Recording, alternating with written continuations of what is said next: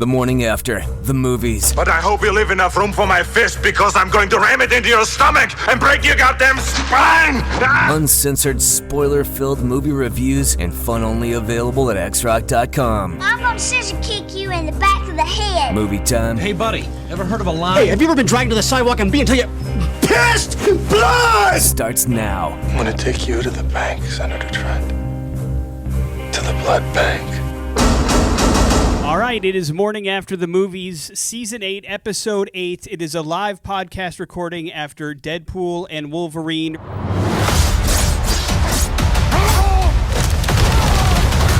Round of applause for those of you that hung out for the actual podcast.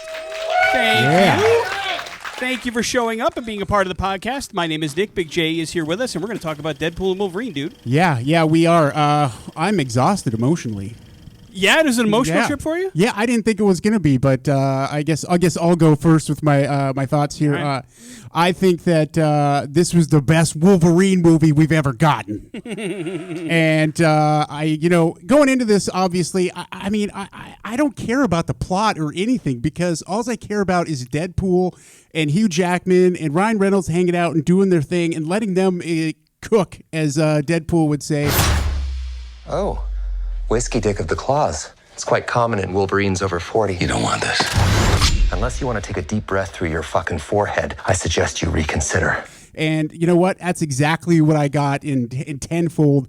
And all the surprises and all the stuff that we'll get into in spoilers. I'm so glad because it's been painful for the last couple weeks and just kind of been trying to avoid every single thing so that you get it all in one shot. And I managed to make that happen. And I just blown away. I mean, I'm kind of speechless about the whole thing. And which is great for a podcast. Yeah, I know. I'm trying here. But I was blown away by it. I thought everything was just so goddamn fun. And Hugh Jackman, I think that, man, he deserves some awards for some acting in this movie. And some of the monologues that he had were fantastic. And just, all the plot devices and things like that. I just think that they because they break the fourth wall and they do all that, they get away with so much stuff that you would never get away with in a movie. And I think that's what makes it so special and so awesome. And, for me, I just can't help but at this very moment, because we just watched the movie, I mean, it's an A+ for me, without a doubt. Oh, my God. A perfect film, ladies and gentlemen, for Big J. Yeah.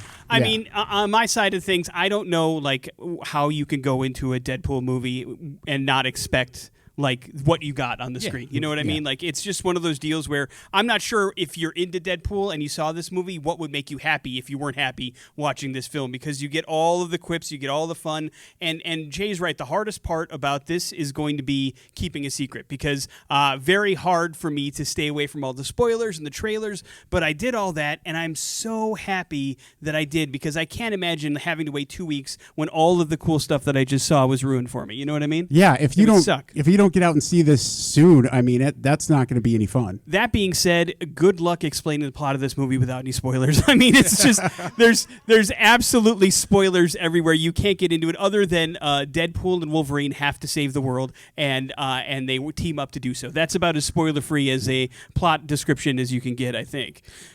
You're absolutely right. But you're right, too. There's a lot more emotion in this movie than I thought. I think I counted 6 or 7 scenes where both Ryan and Hugh were tearing up, just giving us the old 1-2 and making things real emotional for us. So there was some heavy stuff involved in it as well, and we will get into all the spoiler side of things, but we always like to give it letter grades. I am going to give it an A as well. I think this is a fantastic film. It was so much fun. I laughed hysterically throughout. It was so just one of those nostalgia trips that you're just hanging on to and having a good time. I am soaking wet right now. Watching all of these movies that we have spent so much time kind of come together. So let's go with an audience score. Anybody C or below with this movie? You can do it by applause. B? Ooh. A? Got A. Whoa, all right. Unanimous A. What would Deadpool rate it? They're all been rated R. Yeah. No. What would he rate it? Oh, what would Deadpool rate his own movie? What would A+. Deadpool's rating be? I don't know. It would be something disgusting and vulgar, I'm sure. But I'm certainly happy that you guys liked it as much as we did, and I think we're really going to get into the bulk of this podcast with the spoiler side of things. Is anybody? Can we get the house lights on? We didn't do that. Oh. And I just now noticing it, but so we can make sure and see folks when they come up because we can't see because of the lights. Fair enough. You want me to hit the spoiler button? Let's get into the spoilers. Yeah. Yeah.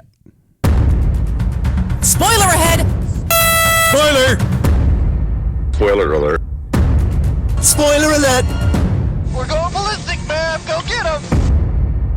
Thank you. Thanks. Henry Cavill, dude. I couldn't Cavill. believe Henry Cavill was in this movie. Dude, yeah. It was so awesome. And on top of that, I will also say, listen, the best cameo of all time is Chris Evans being Johnny Flame from frickin' Fantastic Four was so goddamn funny. I was clapping and laughing, and I don't ever do that in movies. Yeah, yeah. Great. And it's fun when you got a theater full of people to do it, and it's like you kind of thought. I mean, you thought for like this can't be. They're bringing Captain America, and so then funny. just unbelievable. And then I think like.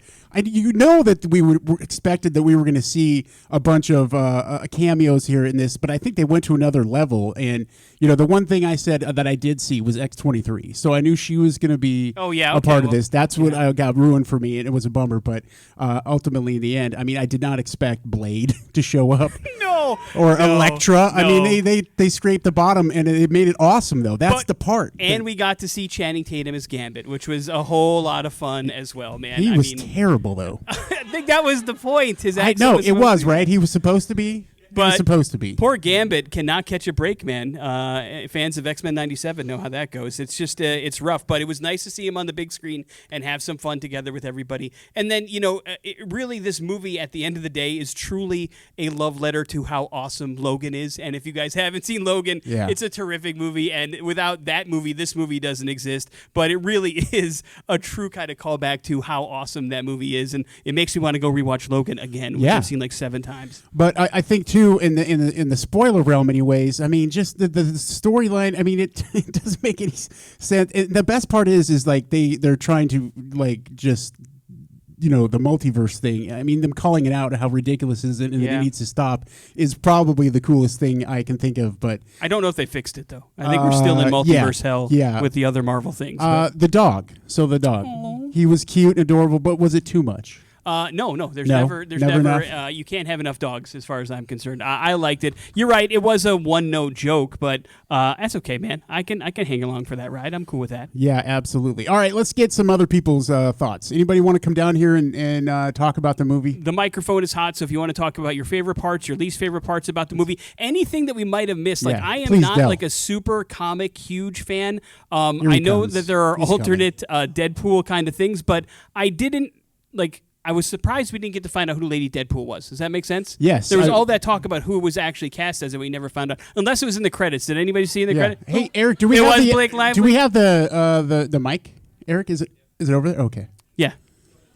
You can walk right up to the microphone and talk to us. Don't be shy, Del. Yeah. I'll bid $1. Price is Right rules always apply on the podcast. You know that. For going questions, out of all the characters that showed up, which ones would you like to see have like some more of a reoccurring part in the future in the MCU? And also Easter eggs, did any stand out to you more than others? I liked the Easter eggs. I'll answer the last question first. Liefeld's little feet, or just feet, for the actual creator of Deadpool that can't draw feet. That's his story, right?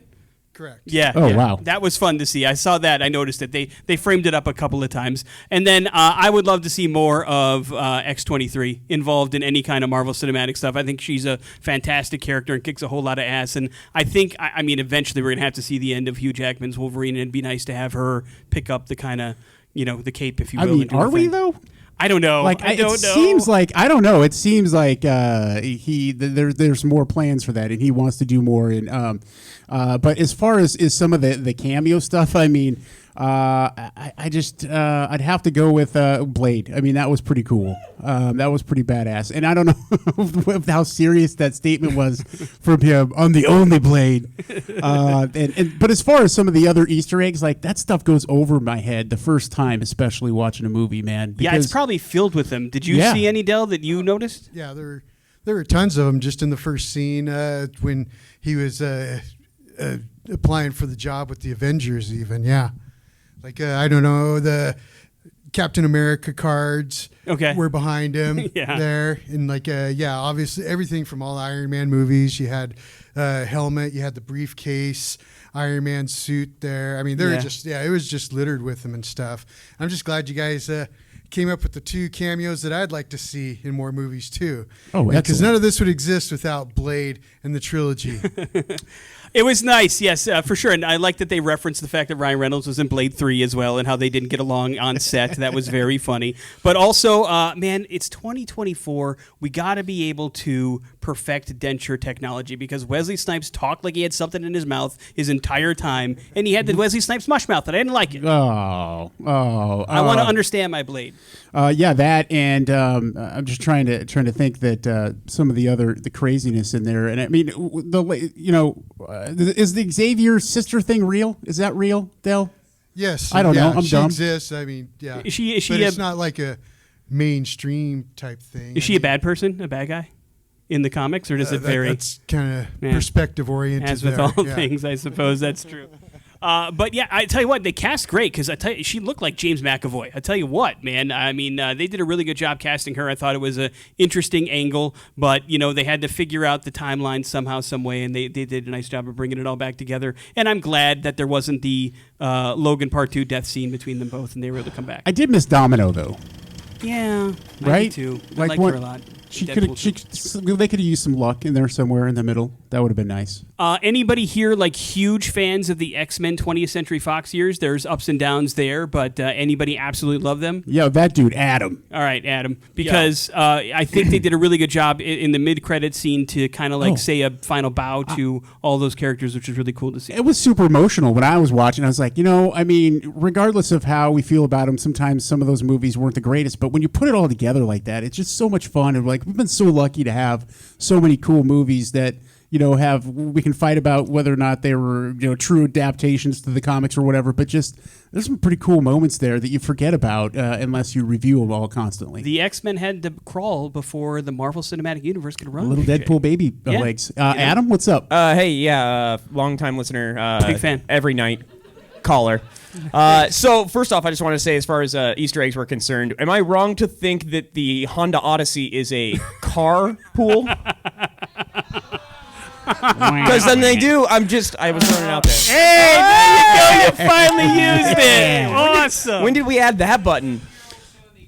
Yeah, exactly. This is kind of a callback, and I wanted to kind of check in more with Jay, but with Nick as well. You've actually gone on record in one of these podcasts and said you are done with multiverses, you are done with timelines, you can't stand it. Did this at all change your mind? No, because they're making fun of it the whole time. The whole movie is making fun of the multiverse. So it didn't fix anything, but you also enjoyed it. No, yeah, because they didn't talk about it. I mean, they hardly talked about it. Yeah, I mean, listen, at the end of the day, does this movie accomplish anything from like a Marvel standpoint? Right. I don't think so, but it was sure a hell of a lot of fun to watch and have a good time with it for 2 hours and 4 minutes. So no complaints, but yeah, I kind of thought going in maybe it would be the reset point to the Marvel Cinematic Universe and go, Deadpool kills everybody, let's just start over because we're messing this up. Right. But instead they kind of use it as fodder and jokes throughout, and then really we're just fixing Deadpool's timeline. So at the end of the day, everything's still a mess and in limbo, and God knows what happens in the future. So plus, and I think a lot of that too is like Ryan Reynolds and his team of people. Sean Levy writing this movie. I mean, I think that the Marvel folks, Kevin Feige, was probably just like, do whatever, and that's why we get some of this weird conflicting news here lately about is this part of the canon of what we don't know? Because I don't think that they really did accomplish anything for the overall Marvel Cinematic Universe other than give us a great goddamn movie. Yeah. A couple of questions that I had. Number one, do you think in future MCU movies the Thor, Deadpool getting together is going to pay off in some way, shape, or form? I don't know. That'd be crazy. Yes, right? That I would hope be so. Pretty weird. But that was that even Chris Hemsworth? Yeah, no, because it didn't look. I was hard. I was way down here in the beginning. No, it was definitely him. The other thing was, I don't know if anybody else heard it, but before they kind of went all Matrix move there at the end, and their head started shaking when they were blowing things up, there was a voice that Deadpool could hear that said, "Find me, and you will matter." Did anybody else hear that as well? It was like in the background, but somebody he heard a voice, and I was trying to wonder who that could possibly be or what that could possibly mean. I don't. Yeah. Anybody? Nobody else heard it but me. Maybe I didn't hear it, and I'm making it up. It was Thor? You think it was Thor? You never know. You never know. It could very well be. Anybody else have any comments about the movie Deadpool and Wolverine? We would love to hear. I think somebody's And watching. just real here's quick, Underwood. I'm disappointed that was the Gambit we were going to get. Oh, you didn't like Gambit? Oh, no, I love Gambit. Gambit is amazing. You One didn't of like my Channing favorite- Tatum's Gambit? Yeah, he was No, he was- terrible, man. But I think no he wonder was they sup- canceled that movie. I think he was supposed to be though. Right. Like it was yes. supposed to be I a think- terrible accent and all Yes. that. Like it was. You wanted to choke him to death every time he talked. Jesus, man. Sorry, it's true. I'm right there with you, buddy. A+ still.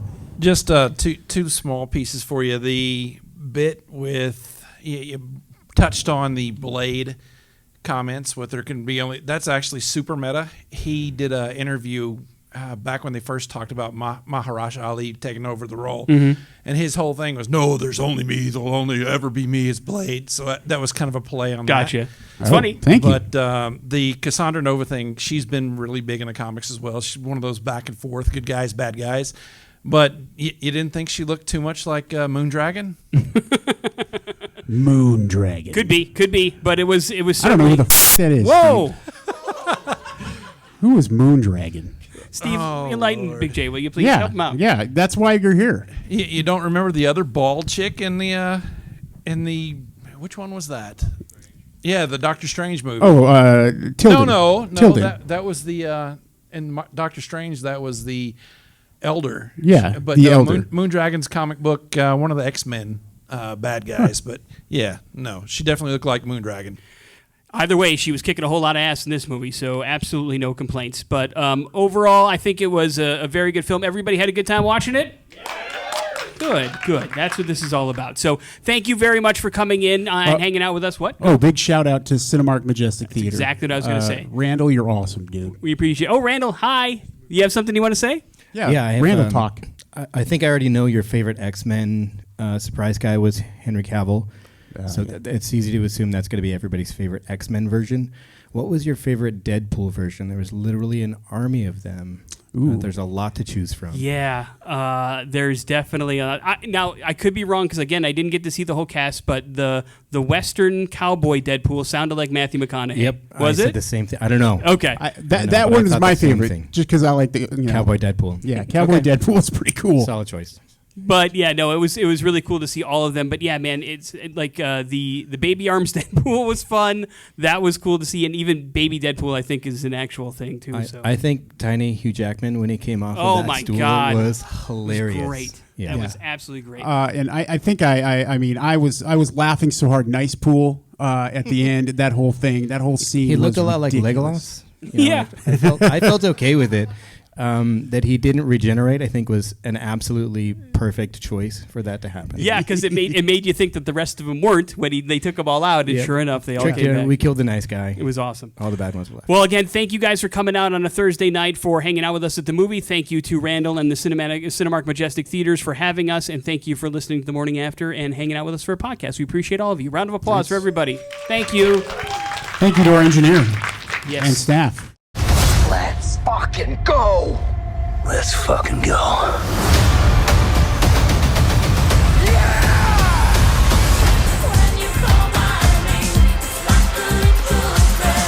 Want to do some cocaine? Hey, cocaine is the one thing that Feige said is off limits. What about Bolivian marching powder? They know all the slang terms. They have a list. Even snowboarding? Even disco dust. White girl interrupted? Even force bump. Do you want to build a snowman? Yes!